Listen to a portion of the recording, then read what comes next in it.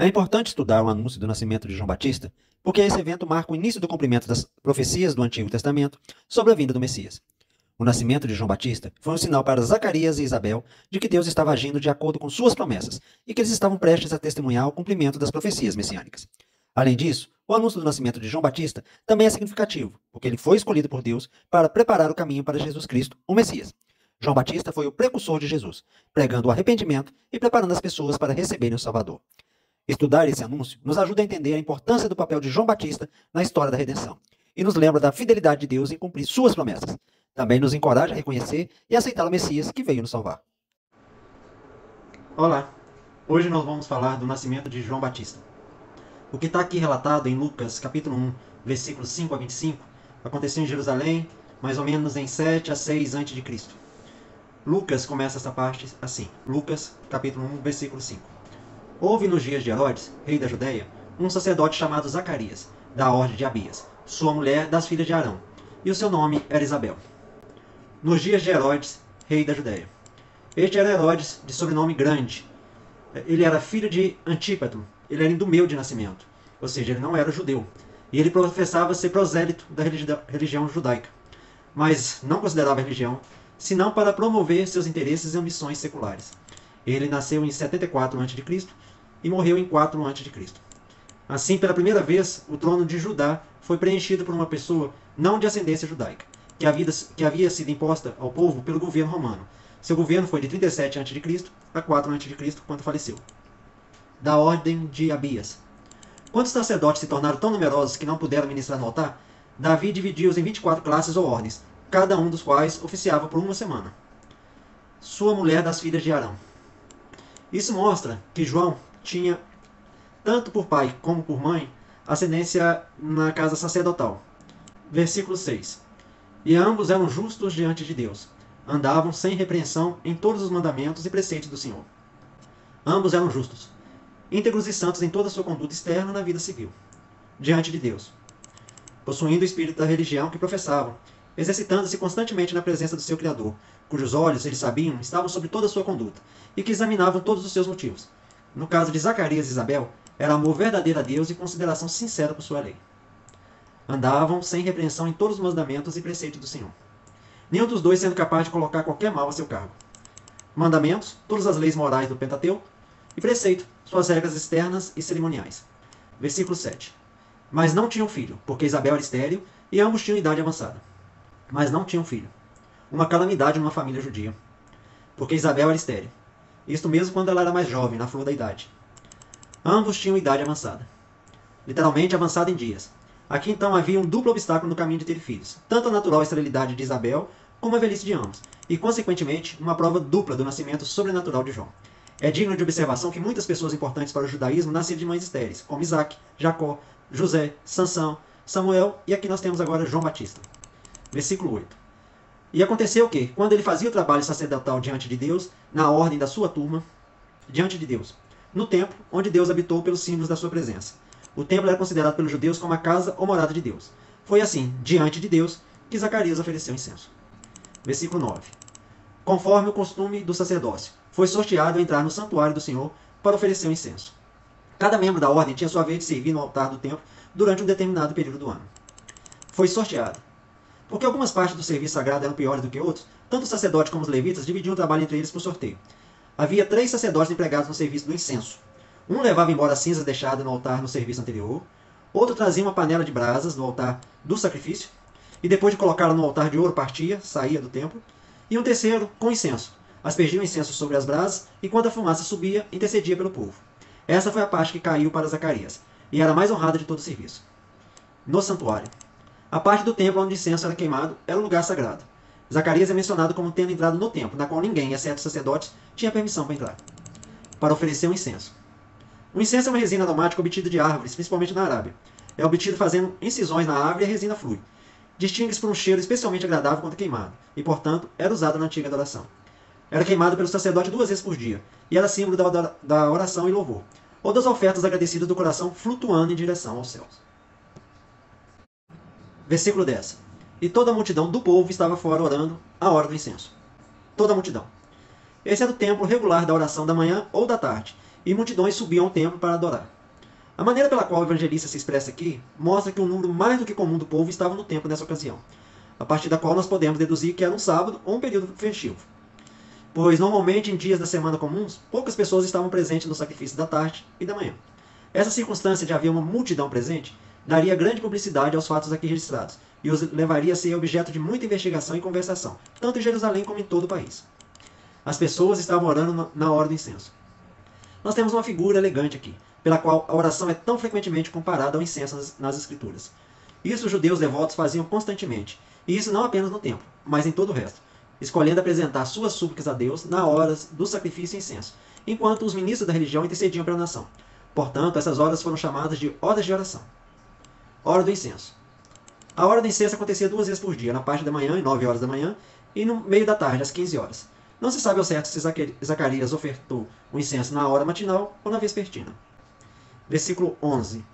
Então, um anjo do Senhor lhe apareceu em pé, à direita do altar do incenso. Um anjo. Um anjo é um mensageiro enviado por Deus. Já se passaram cerca de 400 anos desde a época de Malaquias, e desde que houve qualquer revelação divina. Durante esse tempo, a nação estava procurando o Messias, mas ainda com nada mais do que as antigas profecias para dirigi-los. Agora que Cristo estava prestes a aparecer, Deus enviou seu mensageiro para anunciar sua vinda, para encorajar os corações do seu povo e para prepará-los para recebê-lo. À direita, no lugar de autoridade, o altar de incenso. O altar estava em frente ao véu que dividia o santuário exterior do Santo dos Santos. Era feito de madeira de acácia e coberto de ouro. Versículo 12. Quando Zacarias ouviu, perturbou-se, e o medo tomou.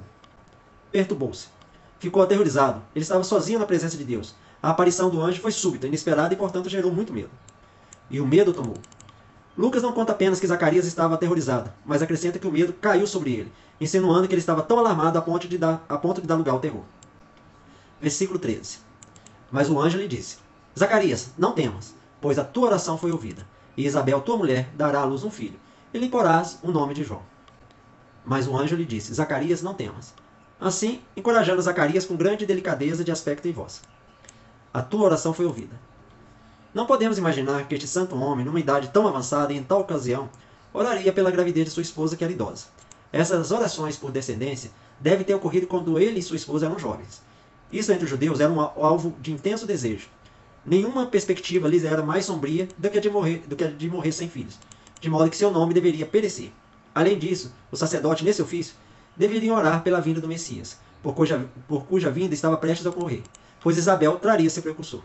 Assim, com essa expressão, o anjo provavelmente estava fazendo referência tanto ao clamor de Zacarias pela redenção de Israel, quanto às suas preces anteriores por um filho.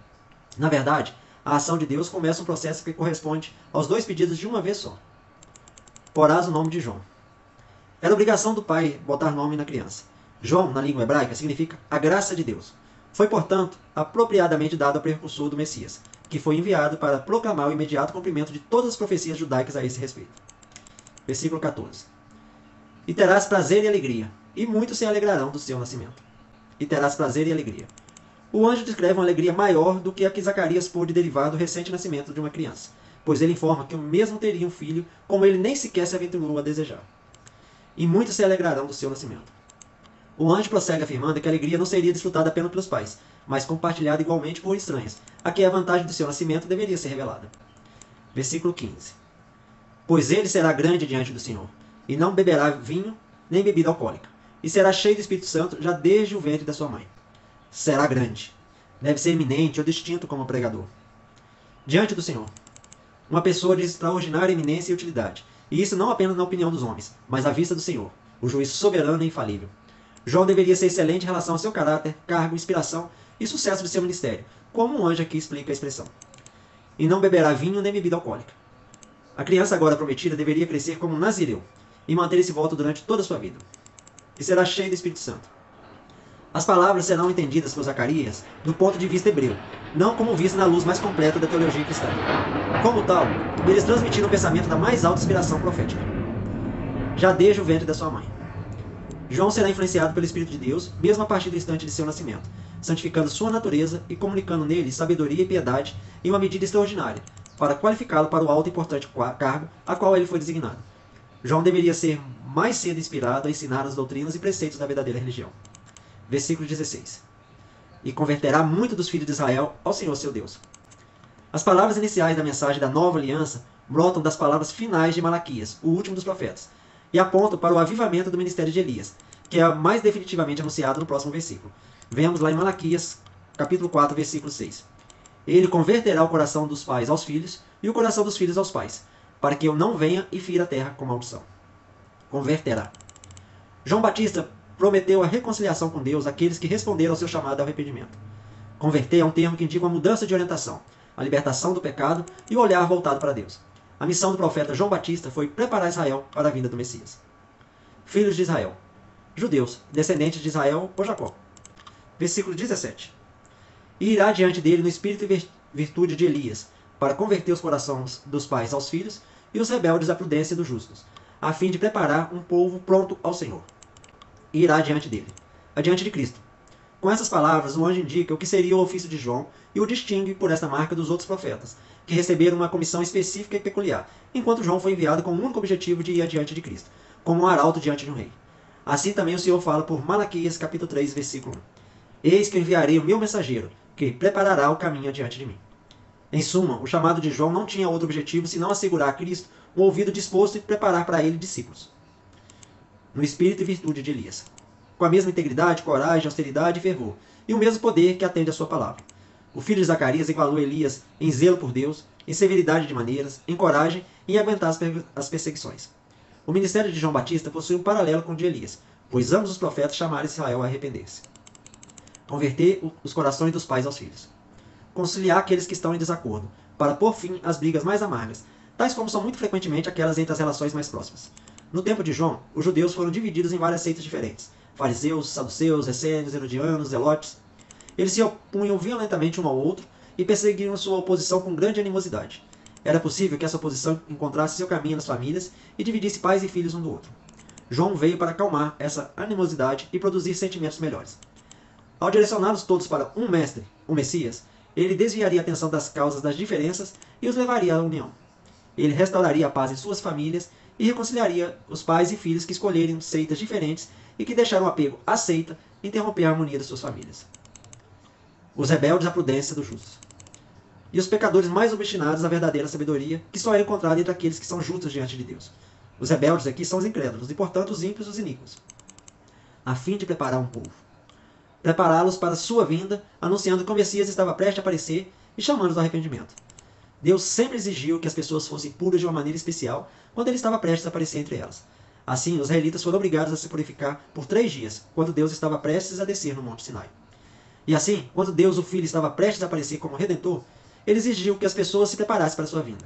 Portanto, em vista do julgamento futuro, a segunda vinda do Filho do Homem, ele exige que as pessoas se arrependam, creiam e sejam puras. Versículo 18. Então Zacarias disse ao anjo: Como terei certeza disso? Pois sou velho, e a minha mulher de idade avançada. Como terei certeza disso? A coisa era improvável, e ele desejou evidência que isso aconteceria. O testemunho de um anjo em tal lugar no templo deveria ter sido prova suficiente, mas as pessoas demoraram a acreditar no testemunho dos mensageiros celestes. Como consequência em não acreditar, ele ficou mudo. Quão diferente do episódio do anjo que abençoou a virgem quando fez a mesma pergunta. Nós vamos ver isso em Lucas capítulo 1, versículo 34.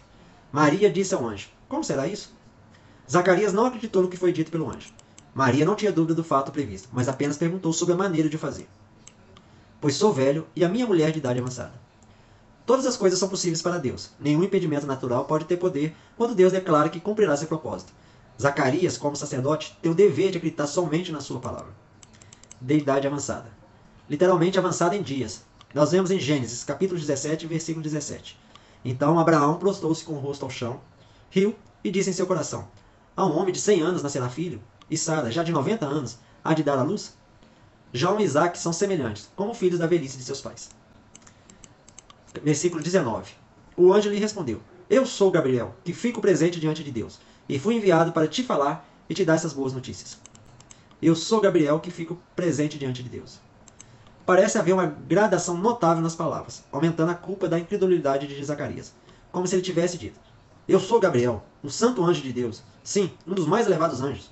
Não somente isso, mas agora sou peculiarmente enviado por Deus, e isso com uma mensagem para ti em particular, e para te mostrar boas novas, tais como devem ser recebidas com a maior alegria e prontidão. Eu sou Gabriel. A palavra Gabriel é composta de 2 palavras hebraicas que significa homem de Deus. Esse anjo é mencionado como tendo sido designado para informar Daniel que suas orações foram ouvidas e que Deus encarregou de lhe explicar as visões a respeito do tempo do fim. Esse tempo do fim se inicia com o nascimento de João Batista, que fica presente diante de Deus. Estar na presença de alguém é uma frase que denota honra ou favor. Ser admitido na presença de um rei ou estar com ele era um sinal de favor. Portanto, estar diante de Deus significa que Gabriel foi honrado ou favorecido por Deus. Ele foi autorizado a se aproximar dele e ver grande parte da sua glória. E foi enviado. Os anjos são espíritos ministradores enviados para ministrar àqueles que serão herdeiros da salvação. Estas boas notícias. Boas notícias sobre o nascimento de um filho. Versículo 20. Eis que ficarás mudo, e não poderás falar até o dia em que essas coisas aconteçam, porque não creste nas minhas palavras, que se cumprirão no devido tempo. Eis que ficarás mudo. A palavra grega aqui utilizada significa surdo e mudo, e parece claro que ele era tão incapaz de ouvir como era de falar, pois seus amigos eram obrigados a fazer sinais para ele que ele pudesse entendê-los, conforme vamos ver em Lucas capítulo 1, versículo 62. E perguntaram por gestos ao seu pai como queria que lhe chamassem. A demanda por uma evidência foi concedida, mas como essa decorreu de uma falta de fé, o sinal tornou-se a forma de uma penalidade. E não poderás falar. A afirmação de uma coisa associada à negação do contrário é uma peculiaridade da língua judaica e é uma afirmação mais forte possível. O estilo do evangelista João, que nós vamos ver bastante nesse nosso estudo, é notável pela frequência dessa forma de expressão. Até o dia em que essas coisas aconteçam. Deus limitou o castigo de Zacarias e sua culpa não reteve a graça prometida, porque não creste nas minhas palavras. Isso era um sinal e um julgamento. Um sinal de que ele havia vindo de Deus e que as coisas seriam cumpridas, e um julgamento por não dar crédito ao que ele havia dito. Não há pecado aos olhos de Deus mais agravado do que a descrença. Quando Deus fala, o homem deve acreditar. Deus fala apenas a verdade e devemos crer nele. Deus fala apenas o que é para o nosso bem. E é correto que soframos se não acreditamos no que ele diz. Versículo 21. E o povo estava esperando Zacarias, e se surpreenderam de que ele demorava no santuário. E o povo estava esperando Zacarias. Eles esperaram por sua bênção, pois assim os sacerdotes costumavam fazer depois de queimar o incenso. E não podiam imaginar o que ele tivera por muito mais tempo do que o normal. Se surpreenderam. Dizem que o sacerdote não estava acostumado a permanecer no templo mais de meia hora em geral. Tendo permanecido nessa ocasião por mais tempo, o povo ficou apreensivo com sua segurança e se perguntou o que havia acontecido com ele. Que ele demorava no santuário. O atraso aqui pode ter perturbado a multidão. Talvez achasse que Zacarias fora desrespeitoso e tivesse sido morto, ou que uma outra coisa tivesse dado errado. Se a oferta de Zacarias tivesse falhado, suas orações também estavam em perigo. Versículo 22. Quando ele saiu, não conseguiu lhes falar, e entenderam que havia tido alguma visão no santuário. Ele lhes fazia gestos e continuou mudo. Não conseguia lhes falar. Era costume, ao saírem do templo, o sacerdote pronunciarem a bênção sacerdotal. Alguma visão. A palavra é usada como distinta do sonho, para implicar que o que tinha sido testemunhado tinha sido visto como um sentido da vigília. O olhar de admiração, os gestos estranhos, o silêncio inusitado, todos demonstraram que Zacarias tinha tido alguma experiência sobrenatural. Ele lhes fazia gestos, ou seja, acenando para eles, ou por um sinal, eles informou do que tinha acontecido. Versículo 23. E sucedeu que, terminados os dias de seu serviço, voltou à sua casa. Terminados os dias do seu serviço. Assim que ele cumpriu os deveres da semana. Pode supor que a ocorrência extraordinária no tempo, juntamente com a sua própria calamidade, o tivesse induzido imediatamente a deixar esse lugar e a voltar para casa. Mas seu dever estava no templo. Sua piedade levou a permanecer lá no serviço de Deus. Ele não estava incapacitado para queimar incenso por sua estupidez, e não era apropriado para ele deixar seu posto. Voltou à sua casa. A casa de Zacarias ficava na região montanhosa, provavelmente não muito longe de Jerusalém. Enquanto os sacerdotes participavam por sua vez, eles não entravam em suas próprias casas, para que pudessem ser inteiramente devotados e apegados à adoração a Deus. Para esses propósitos, galerias foram construídas em torno das paredes do templo, as quais tinham câmeras. Versículo 24. E depois daqueles dias, Isabel, sua mulher, engravidou-se, e por 5 meses se escondeu, dizendo. Se escondeu. Retirou-se da companhia, para que pudesse ter mais tempo disponível para se alegrar e louvar a Deus por sua maravilhosa misericórdia. Ou, como alguns comentaristas pensam, ela se retirou e evitou ver companhia para ocultar sua gravidez por um tempo, para não se expor ao ridículo, falando sobre isso antes de saber com certeza que era uma realidade. Versículo 25. Pois isso o Senhor me fez nos dias em que ele me observou, para acabar a minha humilhação entre as pessoas. Pois isso o Senhor me fez. Como se tivesse dito, milagrosamente interpôs e fez essa grande obra por mim. O fato de uma mulher estéril engravidar indicava a graça de Deus, como podemos ver no Salmo 113, versículo 9, que faz a estéril habitar em família, como alegre mãe de filhos. Aleluia. Ele me observou para acabar a minha humilhação. Esterilidade era uma grande reprovação entre os judeus, um sinal da desaprovação do Senhor, pois a fecundidade foi prometida aos justos. Elogios como os que Isabel profere aqui eram comuns entre as estéreis que Deus visitava, mas lembra especialmente a exultação de Raquel em Gênesis capítulo 30, versículo 23. Deus tirou minha humilhação. Fica na paz.